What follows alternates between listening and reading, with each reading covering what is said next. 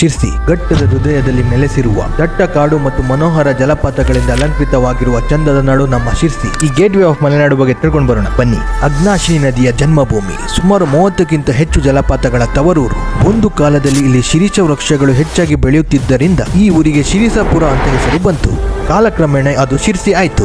ಈ ಭೂಮಿಯನ್ನು ಚಾಲುಕ್ಯರು, ರಾಷ್ಟ್ರಕೂಟರು, ಕದಂಬರು, ವಿಜಯನಗರ ಸಾಮ್ರಾಜ್ಯ ಆಳಿವೆ. ಆದ್ರೆ ಈ ಊರಿಗೆ ಒಂದು ಗುರುತು ಬಂದಿದೆ. ಸೋಂದರಾಜ ಮನೆತನದ ದೊರೆ ರಾಮಚಂದ್ರ ನಾಯಕರು ಕಟ್ಟಿಸಿದ ಕೆರೆ, ಕೋಟೆ, ರಾಯರಪೇಟೆ ಮತ್ತು ದೇವಸ್ಥಾನಗಳಿಂದ ಇವರೇ ಶಿರ್ಸಿಯ ನಿಜ ಸ್ಥಾಪಕರು ಅಂತ ಹೇಳಬಹುದು. 1686 ಅಲ್ಲಿ ಸೋಂದ ಮನೆತನದ ಇನ್ನೊಬ್ಬ ದೊರೆ ಸದಾಶಿವ ನಾಯಕರು ಶಿರ್ಸಿಯ ಮಾರಿಕಾಂಬಾ ದೇವಾಲಯದ ಗರ್ಭಗುಡಿಯನ್ನು ಕಟ್ಟಿಸಿದರು. ಈ ದೇವಿ ಇಲ್ಲಿಯ ಗ್ರಾಮ ದೇವಿ ಕೂಡ ಹೌದು. 2 ವರ್ಷಕ್ಕೊಮ್ಮೆ ಒಂದು ಸಾರಿ ಕರ್ನಾಟಕದಲ್ಲಿ ಅತ್ಯಂತ ದೊಡ್ಡ ಮಾರಿಕಾಂಬಾ ಜಾತ್ರೆ ಇಲ್ಲಿ ನಡೆಯುತ್ತದೆ. ಇದು ವಾದಿರಾಜರ ವೃಂದಾವನ ಇರುವ ಪುಣ್ಯಕ್ಷೇತ್ರ. ಸದಾಶಿವರಾಯರು ಕಟ್ಟಿಸಿದ ಸಹಸ್ರಲಿಂಗ ನೋಡಲು ಅದ್ಭುತ. ಕರ್ನಾಟಕದ ತಿರುಪತಿ ಎಂದು ಕರೆಯಲ್ಪಡುವ ಮಂಜುಗುಣಿ, ಉಂಚಲಿ ಜಲಪಾತ, ದೇವಿ ಮನೆಘಟ್ಟ, ಆಹಾ ಎಷ್ಟು ಚಂದ. ಈ ಶಿರ್ಸಿಯೇ ಒಂದು ಅನುಭವ.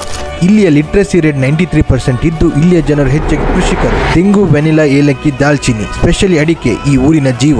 ವರ್ಲ್ಡ್ ಫೇಮಸ್ ಟೈಗರ್ ಸುಪಾರಿ ಕಂಪನಿ ಕೂಡ ಶಿರ್ಸಿಯದೆ. ಇಲ್ಲಿಯ ರಂಗಕಲೆ ಯಕ್ಷಗಾನ, ಎಲ್ಲೂ ಕಾಣ ಸಿಗದ ವಿಶಿಷ್ಟ ಕಲೆ. ಬೇಡರ ವೇಷ ನೋಡಿದರೆ ಮೈ ರೋಮಾಂಚನ. ಕಡುಬು, ಹೋಳಿಗೆಯ ಮೂಲ ಕೂಡ ಇದೆ ಶಿರ್ಸಿ. ಈ ಶಿರ್ಸಿಯ ಸೌಂದರ್ಯವನ್ನು 2 ನಿಮಿಷದಲ್ಲಿ ಹೇಳೋಕೆ ಸಾಧ್ಯವಿಲ್ಲ. ಇಲ್ಲಿಯ ಗ್ರೀನರಿ, ಇಲ್ಲಿಯ ಜನರ ಒಳ್ಳೆ ಯೋಚನೆ, ಒಳ್ಳೆ ಮನಸ್ಸು ನೋಡಲು ತುಂಬಾ ಚಂದ. ನಾನು ಕೂಡ ಪ್ರತಿ ಸಾರಿ ಶಿರ್ಸಿ ಮಾರಿಕಾಂಬಾ ಜಾತ್ರೆಗೆ ಬಂದು ಆ ದೇವಿಯ ಆಶೀರ್ವಾದ ತಗೊಂಡು